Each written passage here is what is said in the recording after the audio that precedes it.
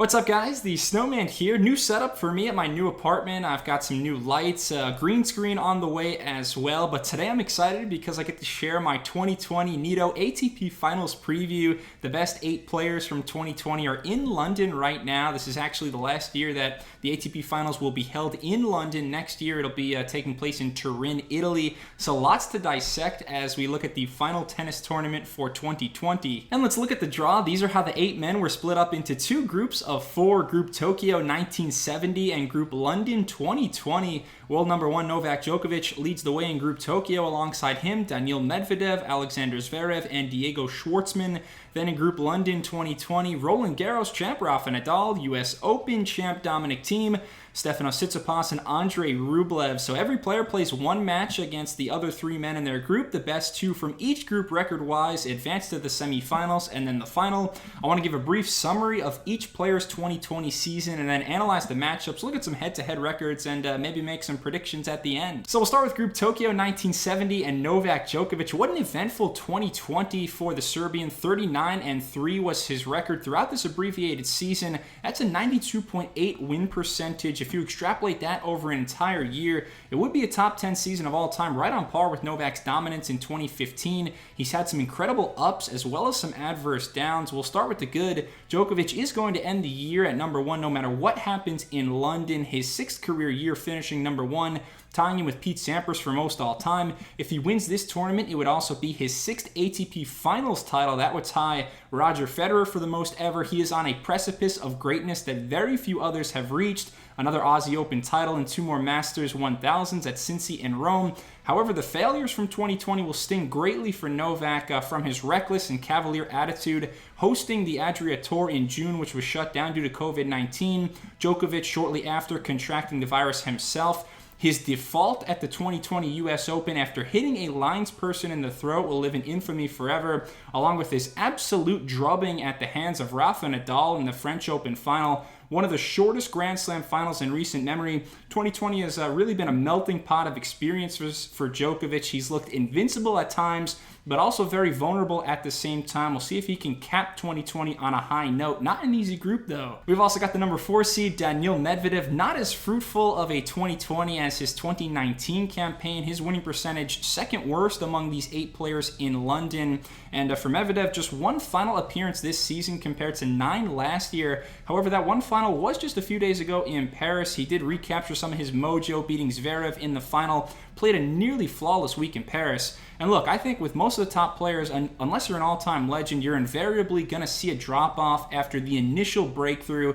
We've seen Zverev and Tsitsipas go through it. Naomi Osaka struggled a ton last year, but it looks like she's back for good now. Medvedev is going to be fine despite some scratchy results. He's still number 4 in the world. His biggest asset is his ability to problem solve, get himself out of trouble. The Russian is a tactical genius, and he's looking for his first match win at the ATP Finals. Also in Group Tokyo 1970 is Alexander Zverev. It's truly been a whirlwind last few weeks for the German. I found out recently that his ex-girlfriend is pregnant, so Sasha will be a father next year. They're broken up but still on good terms. And then in the same week, some very disturbing allegations were made by another one of Zverev's exes, extremely serious domestic assault allegations that we hope aren't true, but there is an ongoing investigation. So Zverev certainly has a lot on his plate at the moment. Some good news for him, though. He is one of 4 former ATP Finals champs in this draw. Zverev, the winner from 2018. And Sasha was having a pretty good year before both of those news stories broke. And then oddly enough, he upped his tennis level even higher. One of his best showings last week in Paris, making the final, part of a 12-match win streak. The ability to block out all the outside noise and just focus on the tennis is impressive, to say the least. Similar to Novak in the way he's been able to channel some of that hate and anger from the fans and turn that into A+ tennis. When his game is clicking, he might be the most intimidating, the player with the most upside at this event, and that's saying a lot. He just has to avoid the dry spells. Rounding out this group then is the 8 seed Diego Schwartzman, and Schwartzman is the first Argentine at the Nitto ATP Finals since 2013. You guessed it, that was Juan Martín del Potro at 5'7", the shortest player in the top 10 since 1981, Harold Solomon. Look, every year there's one guy at the ATP Finals who's just happy to be there. Schwartzman should be elated. The highlight of his season came in Rome, where he played the match of his life, somehow incredulously upsetting Nadal on clay 6-2, 7-5. That was the first top 5 win of his career. Schwartzman was 0-22 against top 5 opponents before that day in Rome, and then he backed it up by getting another top 5 win at Roland Garros, taking out his good buddy Dominic Thiem in a 5-set epic. So the Argentine has taken some giant leaps this season. Fact of the matter, though, is he's never going to scare any of these top guys on a hard court indoors. Medvedev just brushed him aside on the indoor courts in Paris 6-3, 6-1. Schwartzman needs slower conditions to operate at peak efficiency, so he's going to have to take some more risk and play outside of his comfort zone, I think, to threaten the other guys in this group. And switching over to Group London 2020 now, we have Rafa Nadal, the other living legend at this event, alongside Djokovic, and if either Rafa or Novak win, they will be the oldest champion at this event of all time. The current oldest is a 30-year-old Federer back in 2011. Rafa didn't play a whole lot in this shortened season. Our record was just 25-5, only 3 tournaments post-pandemic. But that 13th Roland Garros title and 20th career major means everything for Nadal. Not only did he tie Federer for the most all-time Grand Slams at 20, but Rafa didn't drop a single set at the French Open, the 4th time he's done that. In the Open era, so since 1968, only 4 other players have won Grand Slams without losing a set on the men's side. That's Fed, Bjorn Borg, Ilya Nastase, and Ken Rosewall. What that tells me is that Nadal is still going to be a massive favorite at next year's French Open as well, where he's got a prime chance to pass Fed. In terms of non-clay form, Nadal did play at the Paris Masters last week, losing to Sasha Zverev in the semifinals. We'll see how hungry the Spaniard is. Despite all of his records and accolades, the ATP Finals trophy is shockingly one that Rafa's never gotten his hands on, so you got to think he's going to be pumped up and more rested than he usually is at this time of year. Dominic Thiem will be pumped up as well. He was clearly the 3rd best player this year, finalist from London just a year ago, where he beat both Federer and Djokovic in the group stage. And Thiem has come a long way in the past 12 months, most notably becoming the first man in the 1990s to win a Grand Slam title when he broke through in September to win the US Open, the first new major winner on the men's side since Marin Cilic in 2014.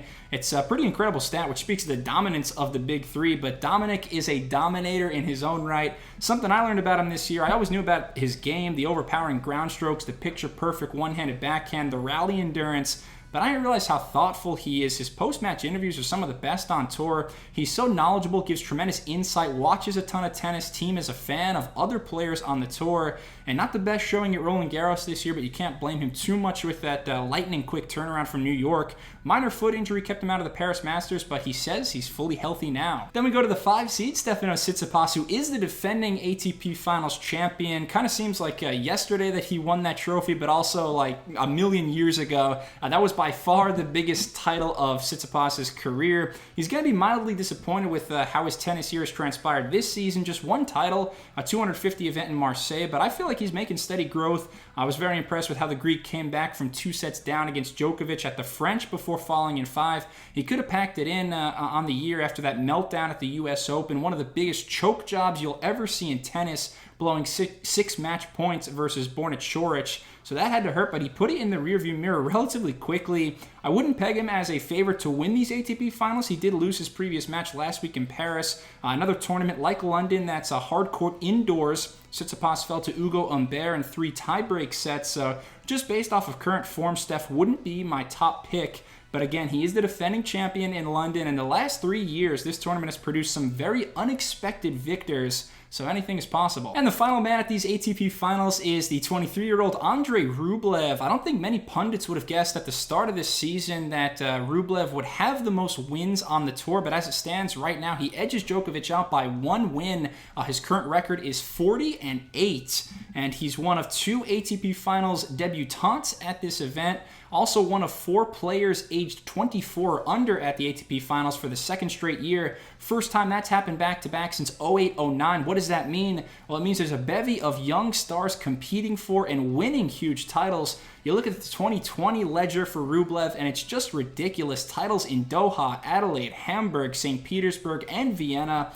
Round of 16 or better at all 3 majors this year, but that would be the next step for this young Russian, taking the success at the 250 and 500 level and making deeper runs at the Grand Slams. Personally, I'm not expecting a whole lot out of Rublev in London because I kind of see him like Medvedev last year in terms of a breakthrough player who's just on an absolute tear. However, he's got to be running on fumes. He's been playing in so many different events, making so many finals that fatigue has to be a factor. Medvedev didn't win a match at the ATP Finals last year. Wouldn't shock me if Rublev, who's been sensational this season, comes out just a bit flat in London. Now let's look at the head-to-head standings. This is a look at all 8 players and their career records against one another. I also included the specific head-to-heads on indoor hard courts below as well. My main takeaways from looking at this, first off, the fact that Novak and Rafa have played 56 times is just incredible. Maybe we get a 57th here, but be aware, last year neither Djokovic nor Nadal made it out of the group stage. Second, the key matchup in Group Tokyo 1970 is Medvedev and Zverev, and Sasha's handled that rivalry pretty comfortably. He beat Medvedev at this exact event a year ago in the group stage, so it will be a rematch. They also just met in the Paris Masters final, which went the way of the Russian.